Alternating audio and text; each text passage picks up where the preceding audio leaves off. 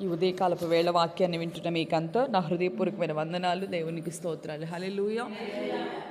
మరి ఈ రోజున ప్రభు మనల్ని ప్రేమించి గతించినటువంటి విశ్రాంతి దినం నుంచి ఈ దినం వరకు కూడా మనల్ని సజీవుల లెక్కలో మనల్ని దేవుడు నిలిపి సజీవుడైన ఆయన సన్నిధిలో ఈ రోజున ఆయన ఆరాధించేదానికి ప్రభు మనల్ని సజీవులుగా నిలిపినందుకు మనం ఎంతైనా కూడా ప్రభుని స్తుతించినా మన రుణం తీరదు.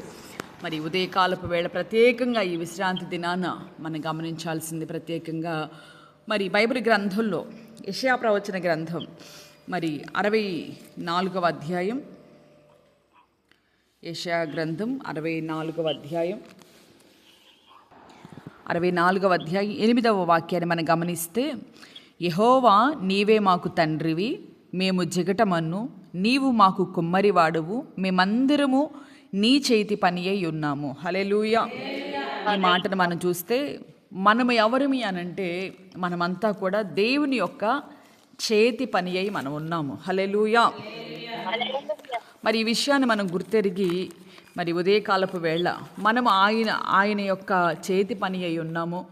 అంతేకాకుండా ప్రత్యేకంగా ఉదయకాలం నేను చెప్పాలనుకున్నది ఏంటంటే, సంఘాన్ని మనం చూస్తే సంఘం అనేది దేవుని యొక్క ఇల్లు. సంఘం అంటే అదే మందిరం అనేది దేవుని యొక్క ఇల్లు. మందిరం యొక్క విశిష్టత ఏంటో మనం ఈ ఉదయకాలం తెలుసుకుందాము. మందిరానికి అసలు ఎందుకు రావాలి? ఎందుకంటే చెప్తున్నాను కదా, కోవిడ్ రాకముందున్న పరిచర్యలు వేరు, కోవిడ్ వచ్చిన తర్వాత దేవుని పని వేరు. కోవిడ్ రాకముందున్న భక్తి, విశ్వాస జీవితం, సంఘానికి అంటుకట్టబడే విధానం, సేవకుని అంటిపెట్టుకునే విధానాలు సంఘాల్లో, మన సంఘమే కదా, ప్రతి సంఘంలో కూడా అప్పుడున్న పద్ధతులు, అప్పుడున్న విశ్వాస జీవితం, సంఘాల ఐక్యత వేరు. ఇప్పుడున్నటువంటి ఆ తరువాత జరుగుతున్నటువంటి పరిచర్య విధానమే వేరు. ఇదంతా దేవుని రాకడ సూచనలై ఉండగా ఈ ఉదయకాలపు వేళ చాలామంది గుర్తుపెట్టుకోవాల్సింది, ఆన్లైన్లో ఉన్నటువంటి ప్రార్థనలకు అలవాటు పడ్డ మీకు కొంతమంది ఉంటారు.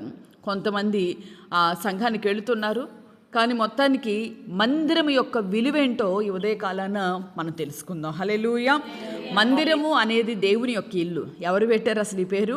ఆ రోజున యాకోబు అంటాడు, దేవుడు నిచ్చెన దర్శనం ఇచ్చినప్పుడు, అయ్యా ఇది నీ ఇల్లు నాయనది, దీనికి నీ బేతేల్ అని పేరు పెట్టి, అంత మాత్రమే కాకుండా ఇక్కడ నీవు నాకు ఇంత మంచి దర్శనాన్ని నువ్వు ఇచ్చావని, ఇది దేవుని ఇల్లే కానీ మామూలు స్థలం కాదని దేవుణ్ణి స్తుతించినట్లుగా మన బైబిల్ గ్రంథంలో చూస్తాం.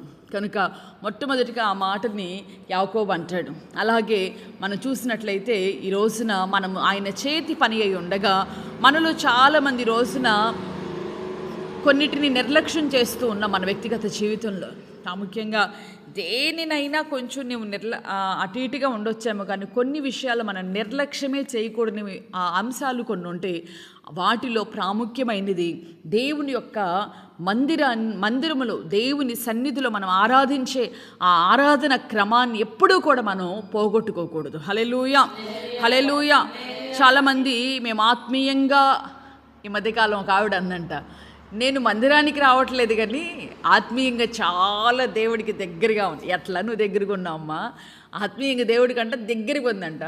జరగబోయే అన్ని దేవుడు చెప్తున్నాడంట, వాళ్ళ ఇంట్లో వాళ్ళ సంగతులు, బయట వాళ్ళ సంగతులు. మరి మాకు దేవుని మందిరంలోనే ఉంటున్నాం, మాకు మరి దేవుడు వచ్చి మరి అంతగా మాట్లాడినట్టు మాకేం తెలియదు. వాక్యం ద్వారా దర్శిస్తున్నాడు కానీ ఆ పక్క ఇంట్లో ఎడ జరుగుతుంది, ఈ ఎదురింట్లో ఇవన్నీ కాదు. ముందు అసలు నీ ఇంట్లో ఏం జరుగుతుందో ఆలోచించుకోవాలిగా. హల్లెలూయా. ఆ మందిరానికి రావట్లేదంట కానీ మీరు అట్లా అనుకుంటున్నారేమో నేను వెనకబడ్డా, నేను దేవుడితో మాట్లాడుతున్నా, డైరెక్ట్ అయిపోయాను కదా. ఇవన్నీ పిచ్చి మాటలు. ఉదయకాలపు వేళ దేవుడు అంటున్నాడు, చాలామంది వ్యక్తిగత నేను అంటాను, మన శరీరంలో నుంచి ఒక వేలుని కానీ ఒక కాలుని కానీ, వేలుని కాలుని కానీ కోసి పక్కన పడేసాం అనుకోండి, పక్కన పడింది. మన శరీరం అంటే తేడా వచ్చింది, మనిషి శరీరం నుంచి పక్కన పడింది.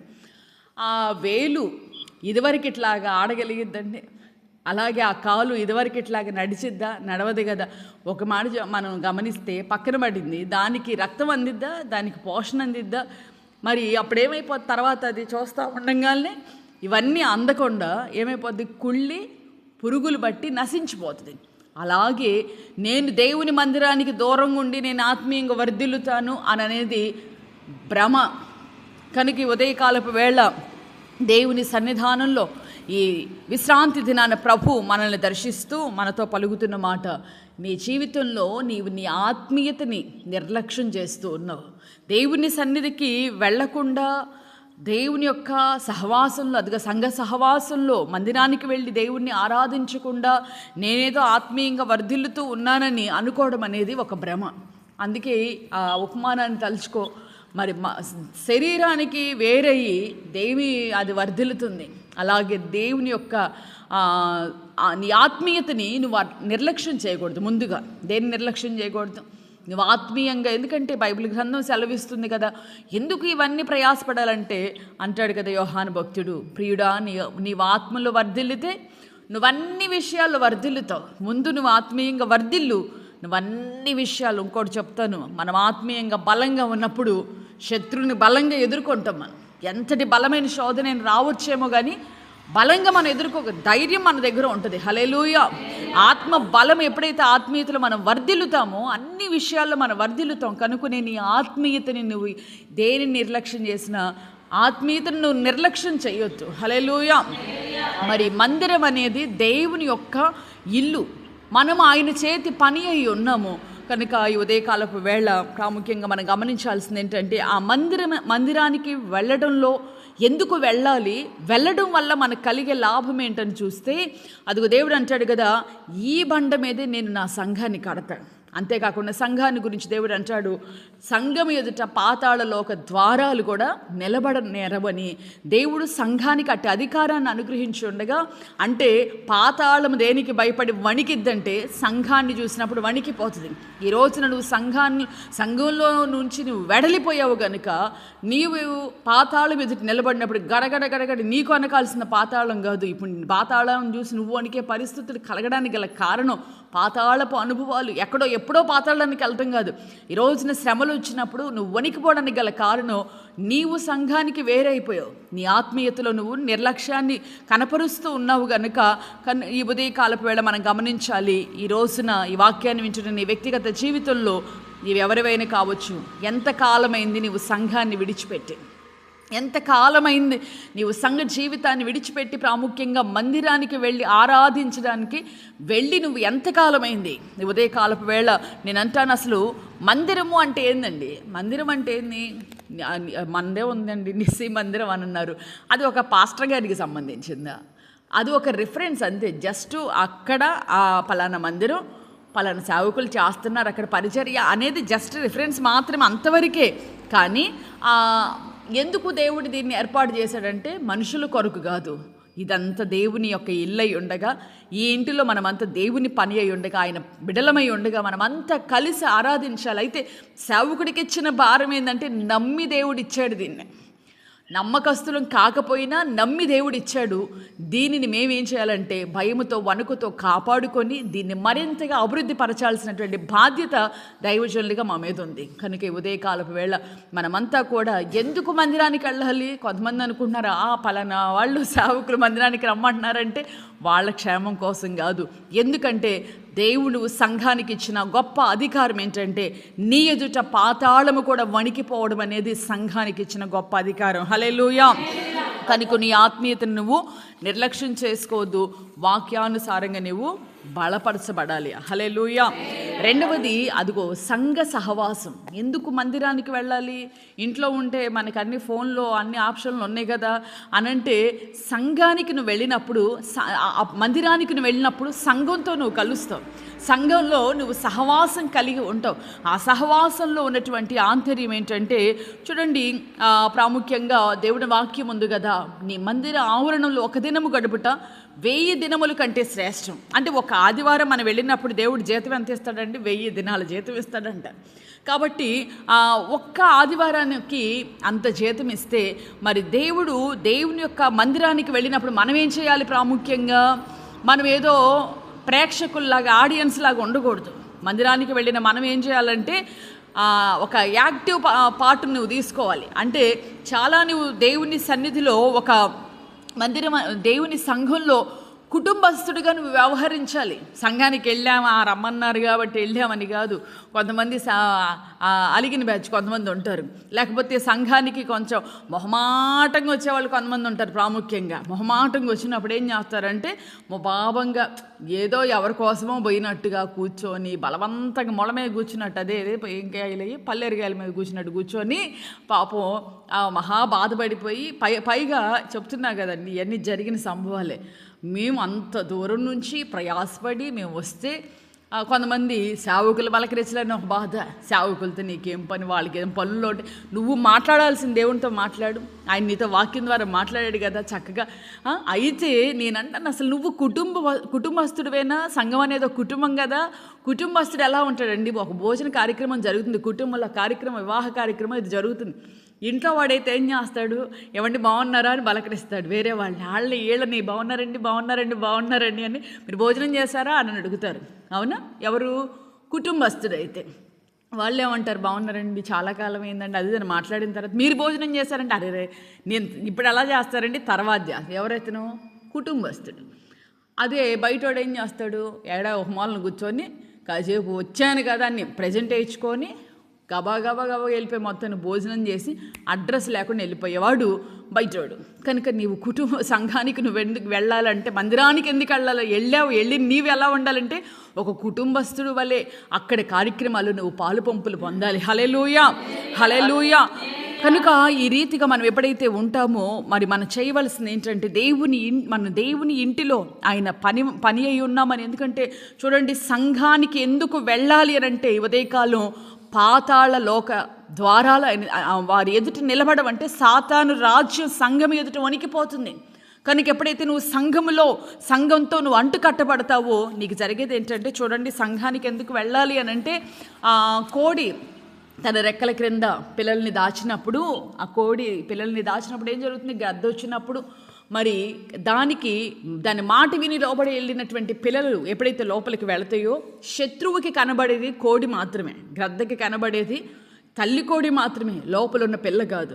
కానీ ఒక పిల్ల మాత్రం బయటికి వెళ్ళి ఏం చేస్తుందంటే, మా మమ్మీ పద్దాక పలానా వాళ్ళ ఇంటికి వెళ్ళొద్దు, పలానా దగ్గరికి వెళ్ళొద్దు, పలానా దగ్గరికి అటు వెళ్ళొద్దు ఇటు వెళ్ళొద్దు అని చెప్తుంది అని చెప్పేసి మాటేననుకోని ఓ పిల్ల వెళ్ళింది అనుకో, ఏం జరిగింది? అటు వెళ్ళి ఆమెకైనా నాకు తెలియదా అనుకొని ఆ పెట్ట దగ్గరికి వెళ్ళి గేరతా ఉంటుంది. దీనికి తెలియదు చావదు కదా, శత్రువు వచ్చిన సంగతి పిలుస్తుందిగా. తల్లి మాట ఎందో పక్కకు పోయింది. జరిగింది తల్లి కళ్ళ ముందే బిడ్డను తీసుకెళ్ళటం, పేగులు బయటకు తీయటం తల్లి చూసి తట్టుకోలేదు. కానీ ఈ ఉదయకాలపు వేళ తల్లితో ఉన్నటువంటి ఆ బిడ్డను, తల్లితో లేని ఆ బిడ్డను ఎలా అయితే ఈజీగా గద్దతో అనుకొని వెళ్ళిందో, ఎప్పుడైతే సంఘాన్ని మనం విడిచిపెడతాం, మీరైనా నేనే ఎవరైనా సరే, సంఘానికి మనం వెలుపట్లకు ఎప్పుడైతే వెళ్ళిపోతామో శత్రువు మనల్ని త్వరగా దాడి చేయడానికి మనంతటా మనమే అప్పగించుకున్న వారు అవుతాం. కనుక ఉదయకాలపు వేళ మరి ఎంతమంది అయితే ఆదివారపు ఆరాధన దేవుని మందిరానికి వెళ్ళడానికి అలక్ష్యం చేస్తూ ఉన్నారో, మా దగ్గర కూడా ఉంది బైబిలు, మా దగ్గర కూడా ఉంది ప్రార్థన, మా దగ్గర కూడా పెద్ద సేవకులు మా ఇంట్లోకే వచ్చి వాక్యం చెబుతున్నట్టు ఉంది. చెప్తారు కొంతమంది, టీవీ పెట్టానంటే అసలు అయ్యగారు మా ఇంట్లో ఉన్నట్టు ఉంటాడు. అలాగే సెల్ ఫోన్ పెట్టారంటే అసలు అయ్యగారు నాతోనే మాట్లాడుతున్నట్టు ఉంటుంది. కనుక ఉదయకాలపు వేళ నీవు మందిరానికి నువ్వు వెళ్ళి ఆరాధన చేయాలి నీ ఆత్మీయ అభివృద్ధి కొరకు. రెండవది, సంఘంలో ఉన్నటువంటి సహవాసం గొప్ప ప్రొటెక్షన్. అంతేకాదు, ఎప్పుడైతే నువ్వు సంఘ సహవాసంలో నువ్వు ఉంటావో, అది ఏ సంఘమైనా కావచ్చు, వాక్యాన్ని వింటున్న వారులారా, దేవుని సంఘం ఎదుట పాతాళ లోక ద్వారాలు సాతానుడు గడగడ వణికిపోయేది. ఎప్పుడైతే ఒక విశ్వాస సంఘంలో బలపడతాడో అతనికి ఎలాంటి కీడు కలగదు. హల్లెలూయా, హల్లెలూయా. ఉదయకాలపు వేళ రెండవ దినవృత్తాంతాల గ్రంథం 29వ అధ్యాయం 6వ వాక్యాన్ని మనం చూస్తే, మన పితరులు ద్రోహులై మన దేవుడైన యెహోవా దృష్టికి చెడు నడతలు నడిచి ఆయనను విసర్జించి ఆయన నివాసమునకు పెడమొఖము పెట్టుకొని దాన్ని అలక్ష్యం చేశారంట. ఏంటంటే మొహం పెట్టుకున్నారు వీళ్ళు. దేవుని నివాసం అంటే దేవుని మందిరమే కదా, దేవుని యొక్క ఇల్లే కదా. పెడమొహం ఎడమొహం అన్నట్టుగా వీళ్ళేం చేస్తున్నారంట, దేవుని యొక్క సన్నిధిని వీళ్ళేం చేస్తున్నారు, అలక్ష్యం చేస్తూ వచ్చారు మన పితరులు. గనుకనే మనకి ఈ పరిస్థితులు కలిగిన వాళ్ళు తెలుసుకున్నారు. నేనంటాను, దేవుని ఇంటిని నువ్వు నిర్లక్ష్యం చేస్తున్నావా? నిర్లక్ష్యం చేయొద్దు. ఆయన ఆ ఇంటిలో జరిగేటువంటి, ఇప్పుడు ఇంట్లో ఎన్ని ఫంక్షన్లకు అటెండ్ అవుతూ వస్తున్నావు? ఎంతమంది ఫంక్షన్లకి నువ్వు వెళుతున్నావు, ఎన్నిటిలో నువ్వు నీ పాత్రని చూపిస్తూ ఉన్నావు. కానీ ఉదయకాలపు వేళ నువ్వు చేయాల్సింది, దేవుని ఇంట్లో కొన్ని సందర్భాలు జరుగుతూ ఉంటాయి, కొన్ని అకేషన్స్ వస్తాయి మందిరంలో. ఒక్కరోజు నువ్వు వెళితే ఏమవుతుందంట, 1000 దినాల, అంటే ఆదివారం ఒకటే కాదు, మందిర ఆవరణలో జరిగే నియామక దినాల్లో కూడా నువ్వు పాలు పంపులు పొందినప్పుడు నిండైన ఆశీర్వాదాలు నువ్వు పొందుతావు. చూడండి, వాళ్ళ పితరులు ఇశ్రాయేలీయులు చెప్పుకుంటున్నారు, మన పితరులు ఎడమొహంగా పెడమొహంగా ఉన్నారని దేవుని నివాసాన్ని, కనుకనే ఈ పరిస్థితులు కలిగినాయి అని వాళ్ళంతా కూడా ముచ్చటించుకుంటూ ఉన్నారు. కనుక ఉదయకాలపు వేళ మొదటిది, మనము మన ఆత్మీయతను నిర్లక్ష్యం చేసుకోకూడదు. రెండవది, దేవుని యొక్క మందిరాన్ని నువ్వు నిర్లక్ష్యం చేయకూడదు. మరొక మాట నేను చెప్తాను. మొదటి దినవృత్తాంతాల గ్రంథం 29వ అధ్యాయం 1వ వాక్యాన్ని మనం చూస్తే, తరువాత రాజైన దావీదు సర్వ సమాజంతో ఇలాగు సెలవిచ్చును, దేవుడు కోరుకొనిన నా కుమారుడైన సొలొమోను ఇంకను లేత ప్రాయము గల బాలుడై ఉన్నాడు. కట్టబోవు ఆలయము మనుషునికి కాదు, దేవుడైన యెహోవాకి గనుక ఈ పని బహు గొప్పది. అక్కడ మనం చూస్తున్నాం, దేవుడు కోరుకొనిన అంటే మూడవది ఏంటంటే, దేవుడి చేత నీవు దేవుని పని కొరకు దేవుడు నిన్ను ఏర్పరచుకున్నాడు అనేది వాస్తవం. అంటే దేవుని మందిరానికి వెళ్ళిన నీవు మొదటిది నీ ఆత్మీయత కొరకు నువ్వు దేవుని మందిరానికి వెళ్ళాలి. అక్కడ ఆయన నిన్ను కలుస్తాడు. ఆ మందిర ఆవరణలో వాక్యం చేత నువ్వు బలపడతావు. ఎప్పుడైతే నువ్వు ఆత్మీయంగా బలపడతావో నీవు అన్ని విషయాలు వర్ధిల్లడం, అలాగే నీ ఆత్మీయతలో బలముగా ఉన్నప్పుడు ఎంతటి బలమైన శోధనైనా నువ్వు సర్వాంగ కవచాన్ని నువ్వు ధరించుకుంటావు గనుక శత్రువుని మనం తుత్తురీలుగా చేయగలుగుతాం. హల్లెలూయా, హల్లెలూయా. సాతానుడు చాలా కుయుక్తి కలిగిన వాడు అయినప్పటికీ కూడా దేవుడు మన వాడి కుయుక్తిని తల్లక్రిందులుగా చేయగలిగిన వాడు.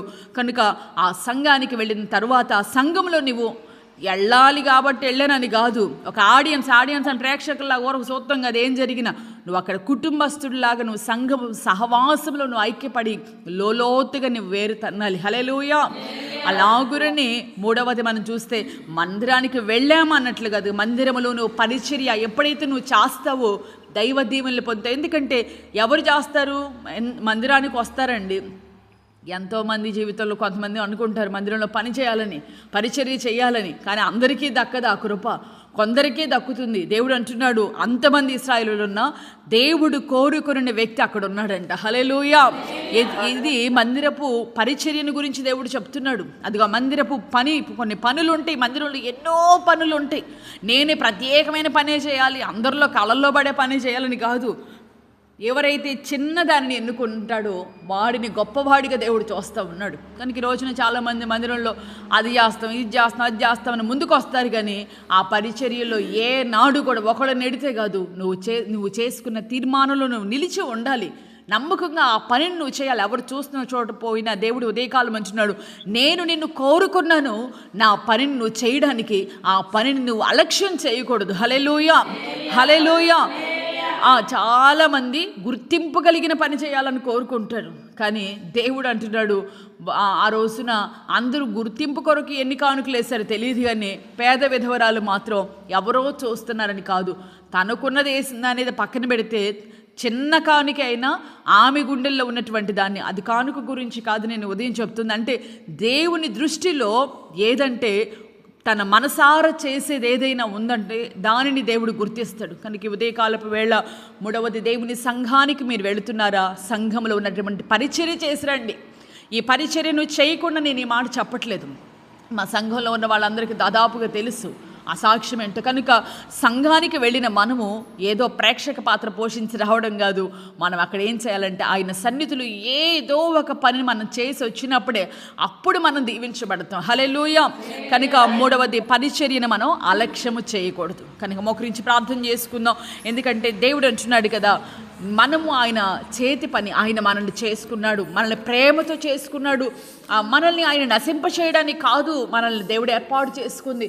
ఉదయకాలపు వేళ మరి ఆయన చేత ప్రేమించబడుతున్నటువంటి దేవుని బిడ్డ, ఈ రోజున నీ వ్యక్తిగత జీవితంలో శోధనలు కలగడానికి గల కారణం ఏంటి? ఆత్మీయతను నిర్లక్ష్యం చేస్తూ ఉన్నావా? రెండవది, ఆయన మందిర ఆవరణంలోనికి వెళ్ళడానికి నువ్వు నిర్లక్ష్యం చేస్తూ ఏముందులే, ఇంట్లో ఉన్న ప్రార్థన ఉందిలే, వాక్యం ఉందిలే అని అనుకుంటూ దేవుని మందిర ఆవరణాన్ని నిర్లక్ష్యం చేస్తూ ఉన్నావా?